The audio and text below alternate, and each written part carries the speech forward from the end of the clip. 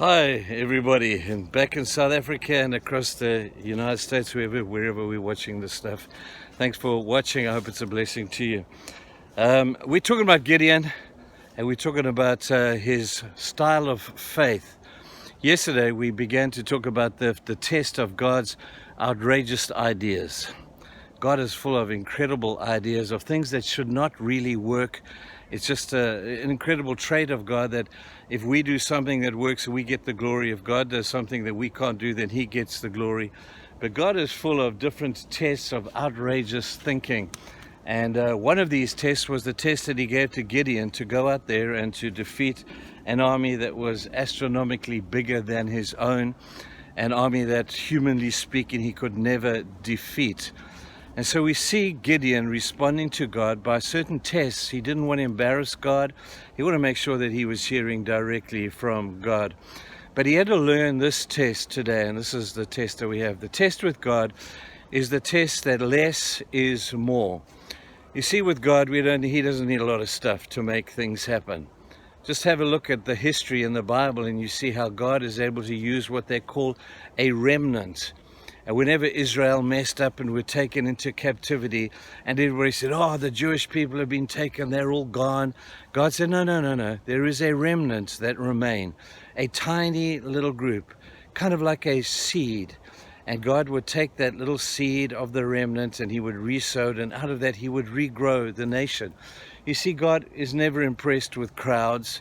God just needs one or two people to do what He tells them to do. That's always been the pattern. We see how the principle of less is more in God's economy. We see how that with the tithe, 90% of your earning is going to be better than 100% when you give what is due to God. The 10% that I believe is what we should be giving back to the Lord. It belongs to Him. And when we give Him the 10%, He makes sure that the 90% goes a lot further than 100%. Now, I don't want to make a huge doctrine of this thing, but I got to tell you, people, it's a truth that God honors that. And in His economy, less is more. Have a look at the issue of the Sabbath day. So many people think, man, I got to work on a Sunday, I got to work on the Sabbath because otherwise I'll never make ends meet.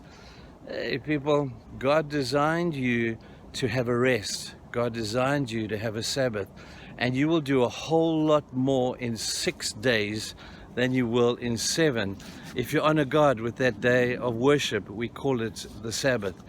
Now you say, Trevor, that's so old-fashioned. Well, I got to tell you, maybe we can learn from some of these things because God does not change.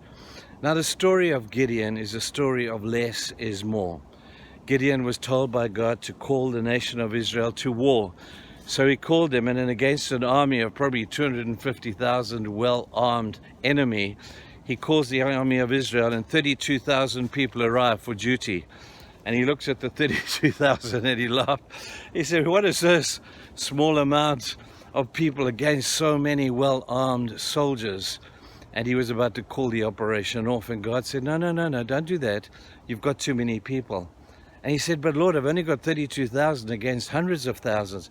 God said, no, don't worry about that. You've got too many people. He said to him, tell the people of Israel that if they're frightened or if they want to go home, then they can do that. So Gideon reluctantly stood up and said, okay, guys, God says if you want to go home and you're nervous about the battle, you go home. 22,000 people left and went back to their home again, leaving him with 10,000 people. He said, well, Lord, surely you're going to call the operation off now. This is surely not going to work. And God said again, Gideon, you've got too many people. And Gideon said, Lord, I don't understand. And God said, I have to tell you, less is more. I don't need a crowd. I just need a handful of faithful people. He said to Gideon, take the people down to the river and watch them drink. And those that lap the water like dogs, put them on one side. And those that take the water with their hand and bring it up to their mouth, put them on one side.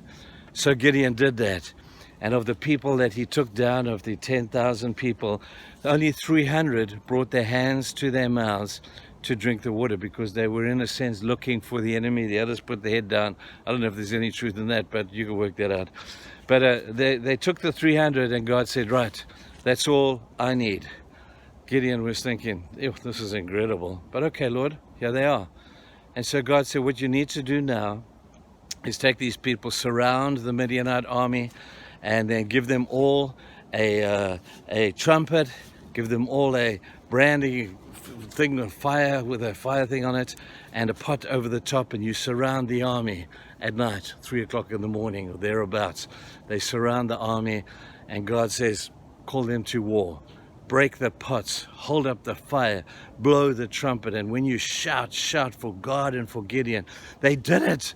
And for goodness sake, the Midian army jumped out and they ran all around. They were in panic and they were in stress and they couldn't understand what was going on with all this noise. They took their swords and running around in probably just their underwear, they began to kill one another. And the battle was on and the enemy was fighting themselves. And Gideon learned, man, that's a great lesson. When God fights for us, man, we don't have to do too much else other than obey. Sometimes it's a radical obedience. Sometimes it's a calculated obedience.